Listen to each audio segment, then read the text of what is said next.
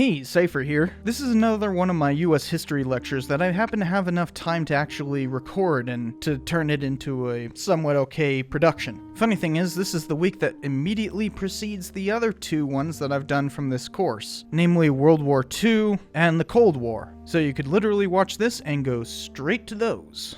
So, anyways, on with the lecture.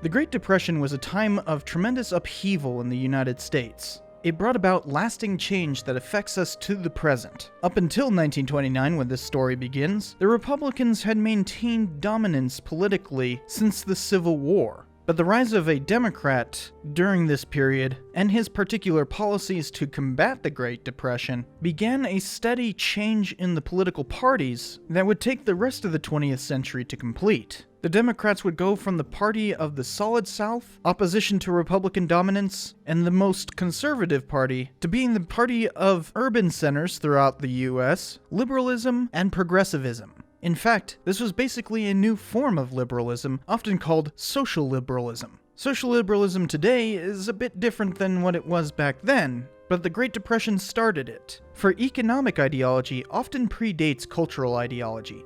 So it took the Democrats turning left economically before they would turn left socially. And all of this was caused by the Great Depression, but there's a lot of debate over what caused the Great Depression itself. Generally, there's two schools of thought. There's the Keynesian and monetarists. John Maynard Keynes put the blame for the Depression on shrinking spending habits, that essentially people had less money to spend and therefore economic collapse. This led him to argue that governments during depressions should use deficit spending, as in social welfare programs and that, to help stimulate the economy and foster more spending, as in economic growth. This was the favored view of how the economy worked during the Depression, but a new school called the Chicago School argues that the Depression was caused by deflation, as the credit system became overextended, which means that the monetary system itself collapsed, and their answer to a depression is to shore up bank reserves, making sure that banks can't collapse because they don't have enough money in reserve. In either case, this all centers around how a depression grew from a stock market crash, which came about on the 29th of October, 1929. This is known as Black Tuesday, but there were actually several events that led up to Black Tuesday. First, throughout the 1920s, a series of Republican presidents and Congresses stepped back regulation that had grown during the progressive era of the early 20th century. They had essentially brought back laissez-faire capitalism. And so they believed that there would be unlimited growth during the Roaring '20s. But the US was part of a global system that proved that assumption wrong.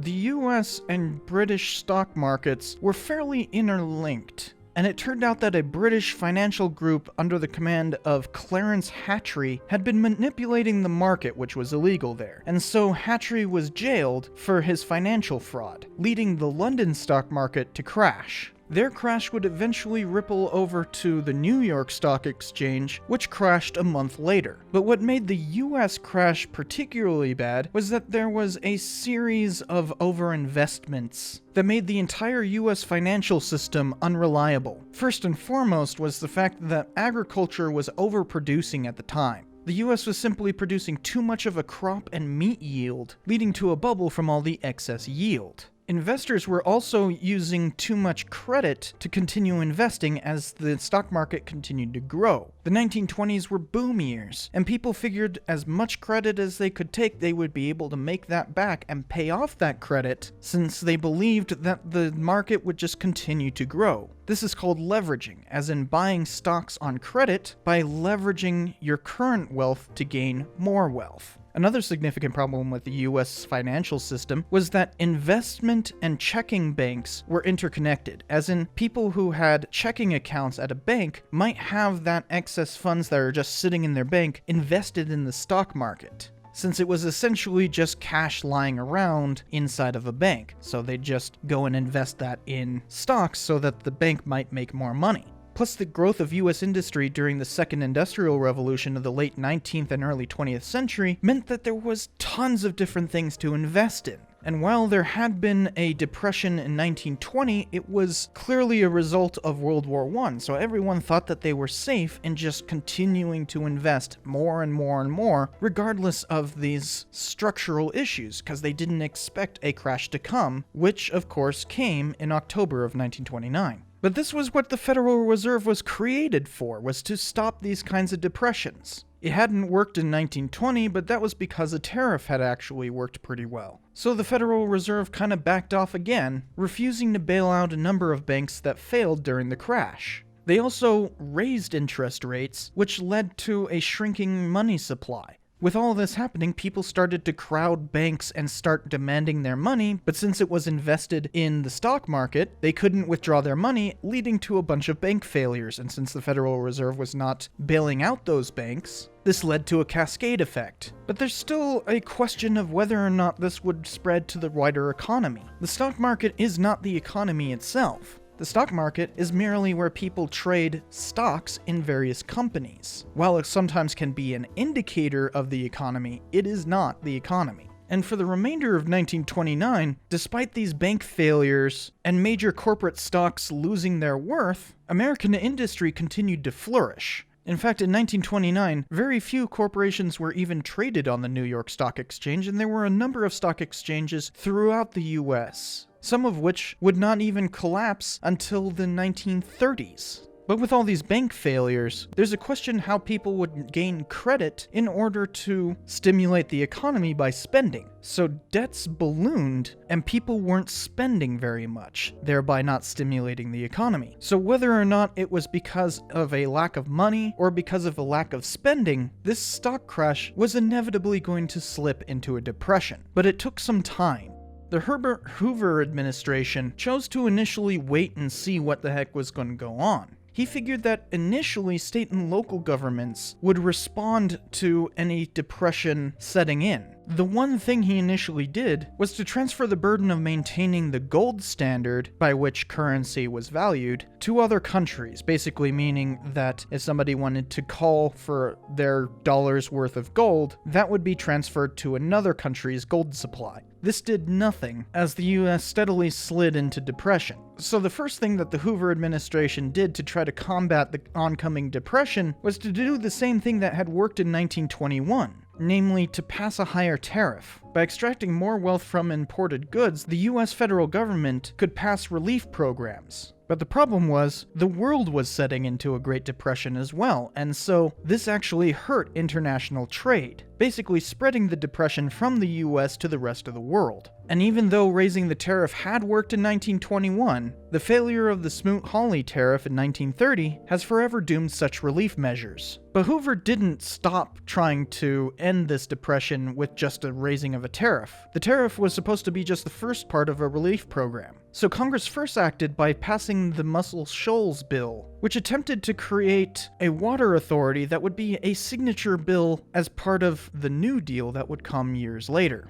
But Hoover vetoed it. He instead organized the President's Organization for Unemployment Relief in 1931. This was a voluntary organization that encouraged companies to hire people through a lot of government publicity. It gave no incentives to increase employment other than that publicity. And so he passed the Reconstruction Finance Corporation in 1932. Now this Reconstruction Finance Corporation, or RFC, was actually an outgrowth of a voluntary organization called the National Credit Corporation of 1931. And basically what the RFC did was fund state and local efforts with federal cash. This led to the Emergency Relief and Construction Act of 1932.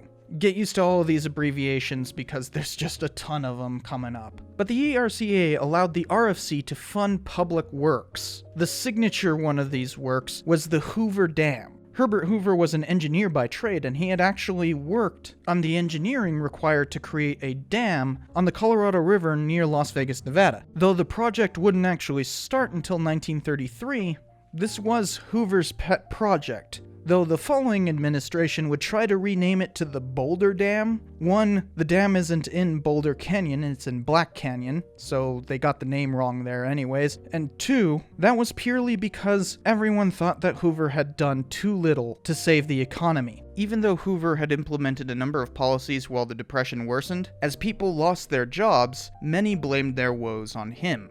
As you can see pictured here, this is what became known as a Hooverville, a derogatory name for these kinds of makeshift camps that would show up all over the place as people were unemployed and couldn't afford their homes, so they would set up these kinds of camps. And they blamed Hoover for the Depression, hence why they called them Hoovervilles. And throughout the 1930s, unemployment would be terrible. As you can see in this chart, it really wasn't until World War II in 1941 that the US saw a significant decline in unemployment. This was truly the worst economic depression in US history. But what really turned people against the Hoover administration was his handling of veterans. In 1932, which was an election year, veterans marched on Washington, D.C. Prior to the Depression, they had been promised a bonus for their service in World War I. That bonus was passed in 1924, called the World War Adjusted Compensation Act. Though that bill had been vetoed by President Coolidge, it was overridden and made into law, but it did say that veterans would not get their bonus until 1948,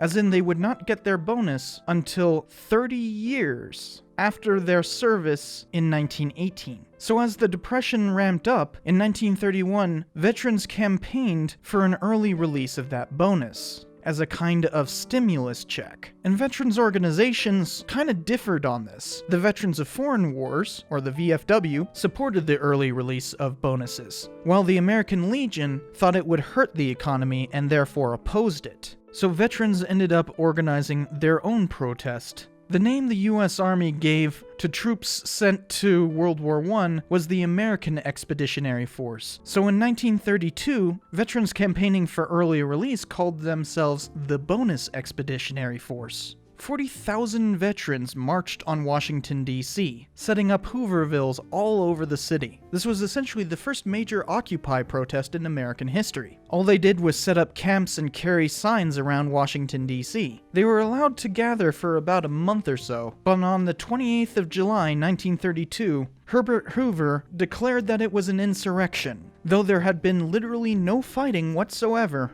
And this was clearly a peaceful protest. The US Army was sent to disperse its own veterans. They coordinated with local police and put everyone under the command of General MacArthur. Even a young George S. Patton violated orders to bring tanks in to send them down Pennsylvania Avenue against veterans. The local police ended up killing 2 veterans in the process of this, and numerous of them were injured by the use of poison gas. This is a bit different from tear gas like today. This stuff would cause violent vomiting and temporary blindness. So given all of that, you can guess that there was a bit of national outrage over what Hoover had done to American veterans. They would not get their bonus, but Hoover lost the election that year. A couple years later, another bonus army was organized, and this time they were more peaceably dispersed by offering government jobs to the veterans. And eventually in 1936, the government would pass the Adjusted Compensation Payment Act, which redeemed bonuses in 1937, although the new president did try to veto it again. But in either case, how Hoover handled this so-called insurrection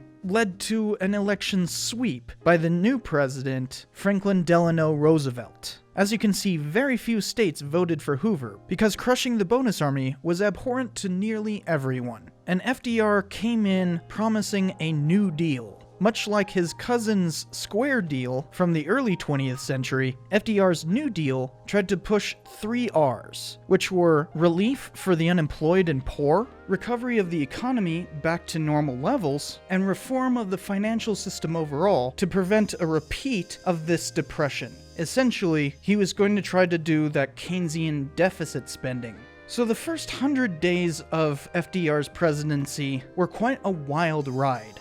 There was the passage of the National Industrial Recovery Act, which created the National Recovery Administration, or the NRA. And the NRA pushed for codes of fair competition. Companies could voluntarily become NRA members, but once they did so, they had to abide by those codes of fair competition. So this set prices for members and required them to have NRA badges displayed in their corporate offices and whatnot, basically creating an impetus for other corporations to join the NRA. The act also created the Public Works Administration, which was basically just a continuation of Herbert Hoover's Emergency Relief and Construction Act. Basically, the PWA sponsored major public works, such as the Hoover Dam.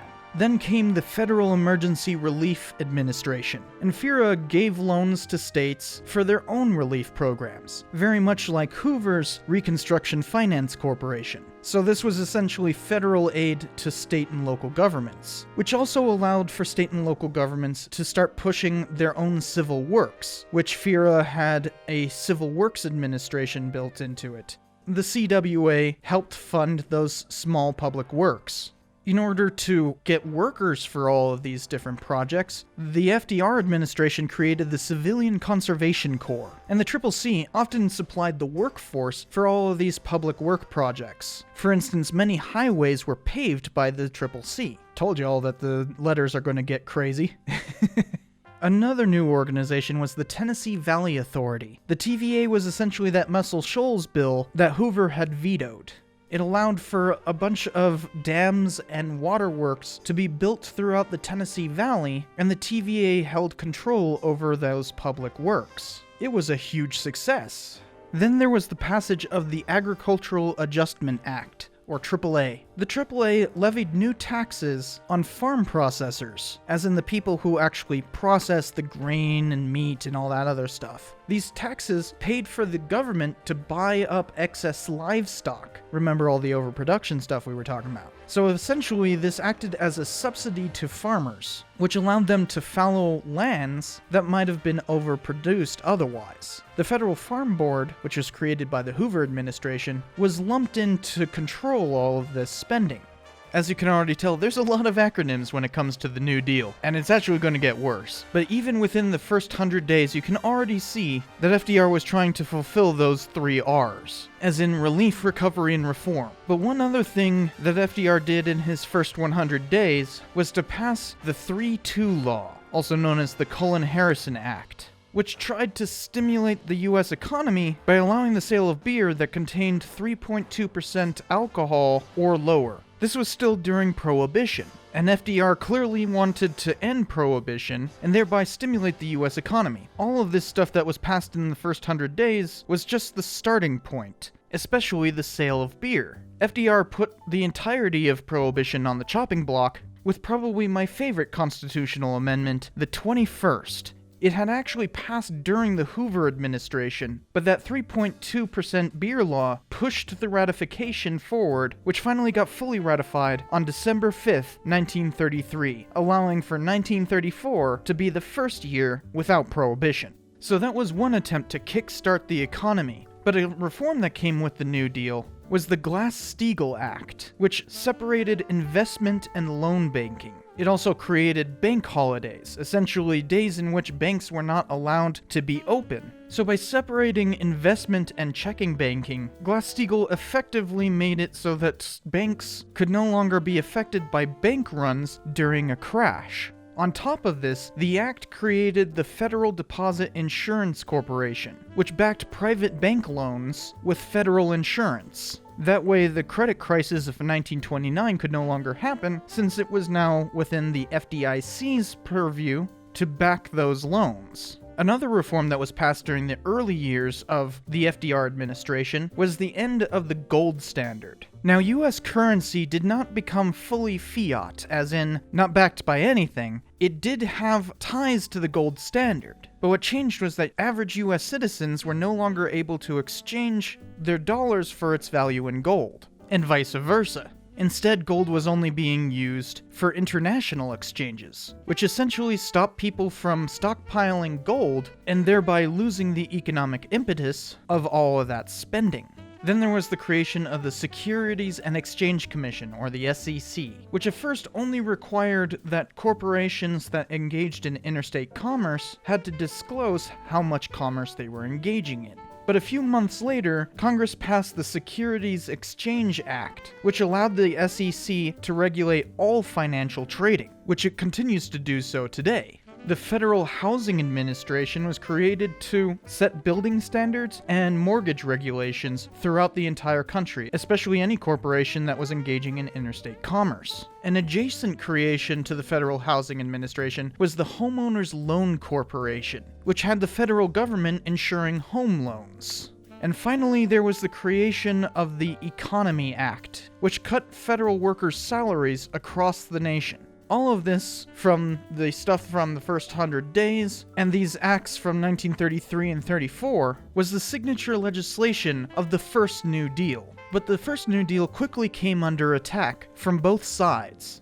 You had progressives who were saying that this wasn't enough to deal with the enormity of the situation, and you had conservatives saying that this was too much power for the federal government to wield. Conservatives especially like to say that this wasn't reforming capitalism or anything, it was actually implementing socialism.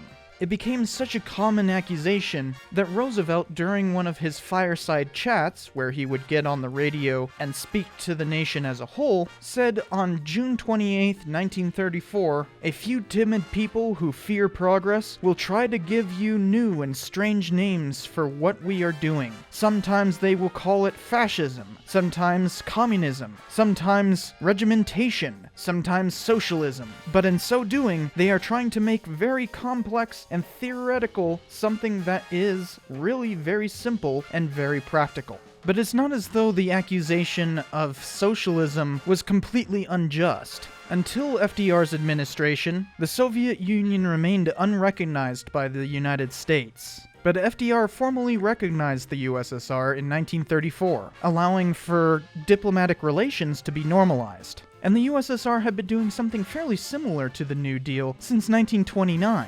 Called 5-year plans, where the Stalinist regime would set a batch of agenda goals for the entirety of the Soviet Union to achieve in 5 years. Many of these plans did similar things to the New Deal. As one rock band said later on in the century, 5-year plans and New Deals were wrapped in golden chains. The Soviet Union also pushed for what they called a popular front through their Communist International, or Comintern. And what the Popular Front was essentially communist countries being willing to work with capitalist countries in order to fight against the rise of fascism. So they encouraged coalition building between communists and capitalists. But the New Deal also held a lot of similarities to the opposite side of the political spectrum, namely fascism. Though fascism had already existed in Europe since the 1920s, in Germany, the Nationalsozialistische Deutsche Arbeiterparty, or simply Nazi Party, came to power the same year as FDR. And while the New Deal certainly didn't duplicate the more pernicious policies of the Nazi Party, Nazis did engage in tremendous deficit spending, creating massive public works, corporate subsidies, and privatization through command relationships. Of course, one of the biggest differences in terms of those massive public works was that Germany was rearming, while the United States throughout this period maintained a very small standing military. But in either case, people mistakenly associate socialism of the far left with National Socialism, or Nazism, of the far right.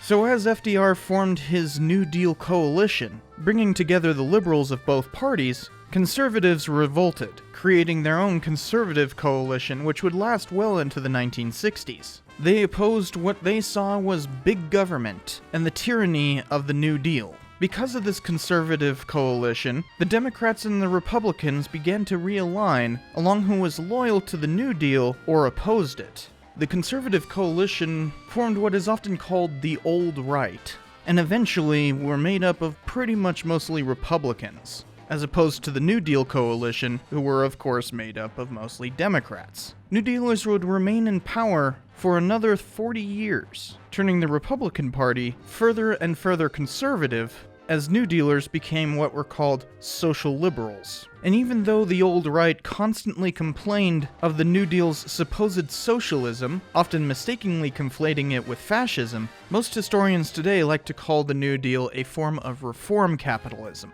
as in a move away from laissez-faire capitalism to a more regulated market. But politics were not the only challenge to the New Deal. There were constitutional problems with it as well, which came to a head with several Supreme Court cases during 1935. Prior to that, the court had actually been largely sympathetic to the New Deal. For instance, they said in Nebbia v. New York, "Thus has this court from the early days affirmed that the power to promote the general welfare is inherent in government. The Fifth Amendment in the field of federal activity and the 14th, as respects to state action, do not prohibit the governmental regulation for the public welfare." But on May 27, 1935, on what is often called Black Monday, the Supreme Court ruled on 3 separate cases that deemed many parts of the New Deal unconstitutional. Humphrey's Executor v. United States ruled, "The President may not remove any appointee to an independent regulatory agency except for reasons Congress has provided by law," which thereby stops the President from appointing a bunch of people to the Federal Trade Commission.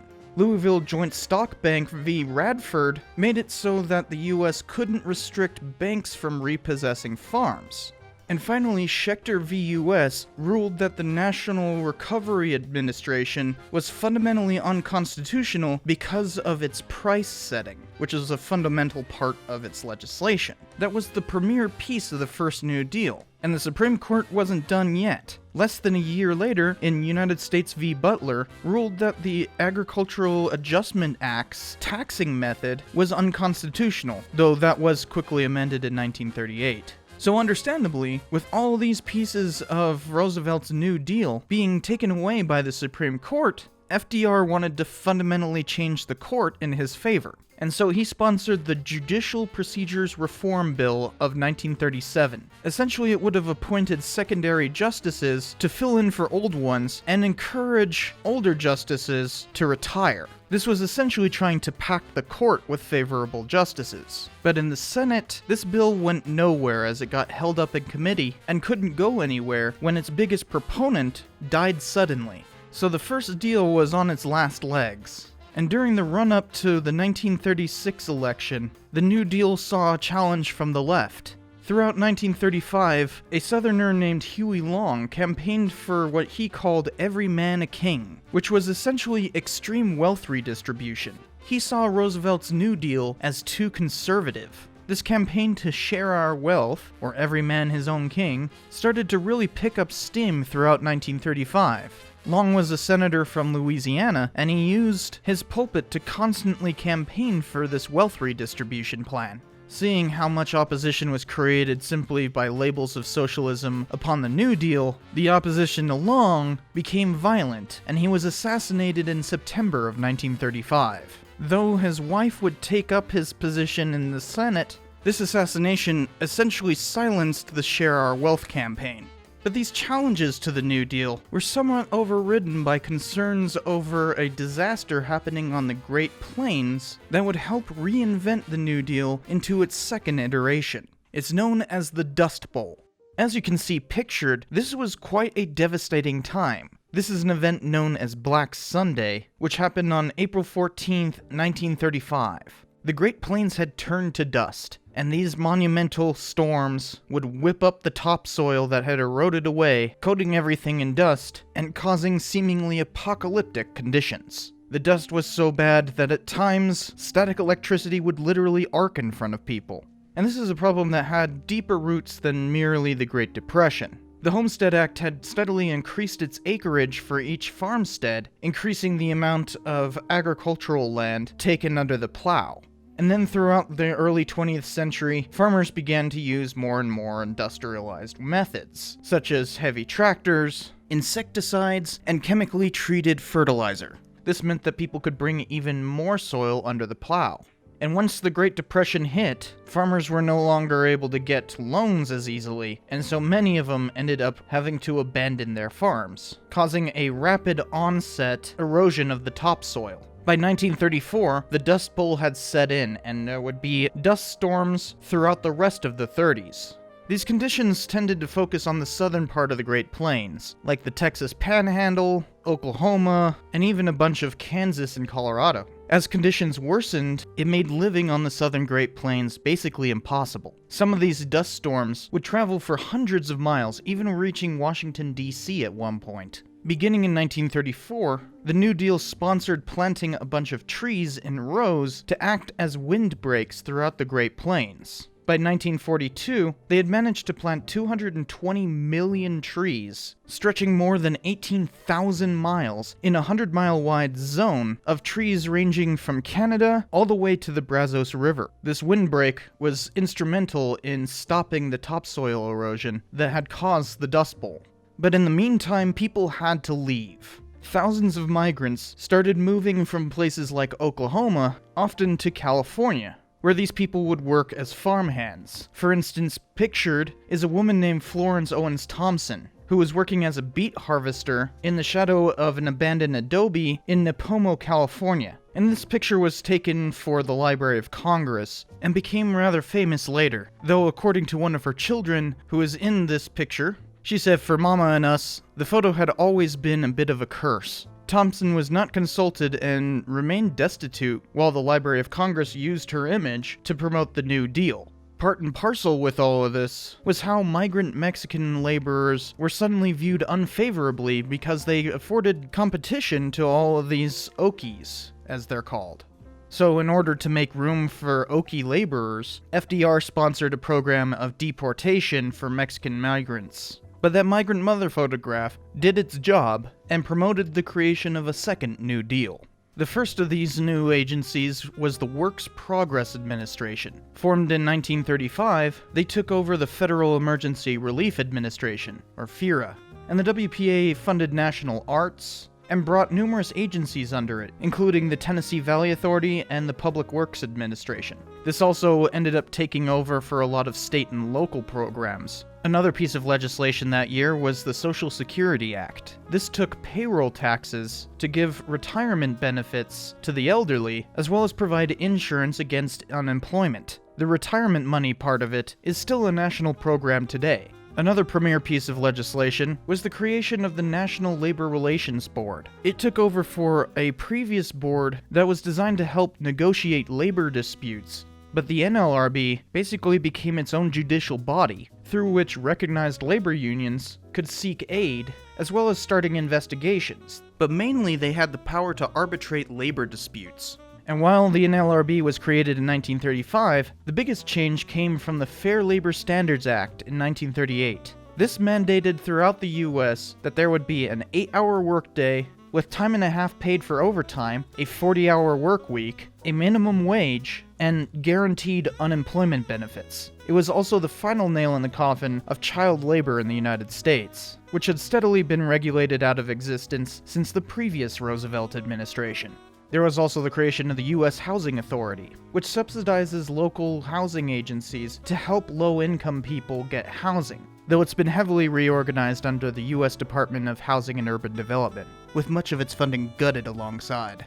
To pay for all of these change, there was a bunch of new taxes. FDR graduated the income tax, thereby making it so that if people make over a certain amount of money, they have to pay more of a percentage of that. FDR had already raised the top marginal tax rate to above 60%, but this new one almost hit 80%. At the peak of World War II, it would be above 90%. Along with more taxes on the rich, the US also started taxing corporate income. Since a corporation is technically a legal individual in the eyes of the law, its income not being taxed was quite an open loophole. Then there was the estate tax, which basically taxes the wealth that somebody inherits. And for estates that were above a certain dollar amount, they were taxed at 70%, meaning rich people could only inherit 30% of their parents' wealth.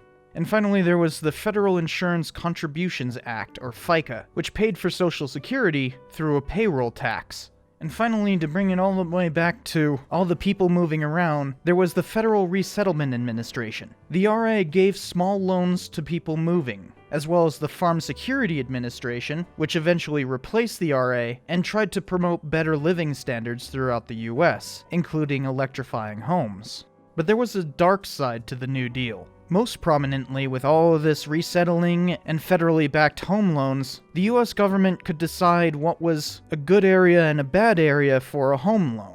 And so they would draw maps throughout cities, listing what was the good area for loans and what was the bad area for loans. The worst areas were highlighted in red, which gave the term redlining.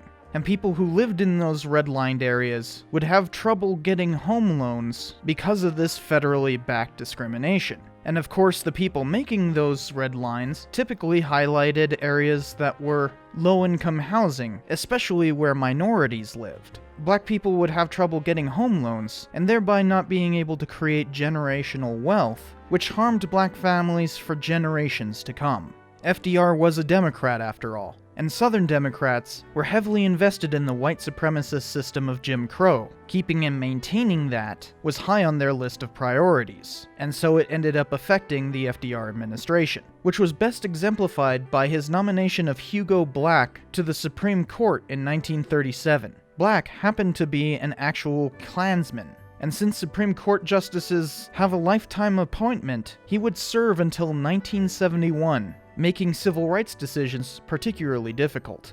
If FDR did not push this racist agenda, the Solid South might have revolted against him, and so racism often creeped into the New Deal. At the National Crime Conference in 1934, they refused to recognize lynching as a crime, and the National Labor Relations Board adopted a policy of last hired, first fired, as in, when layoffs came, the last person who was hired would be fired, who were often minorities.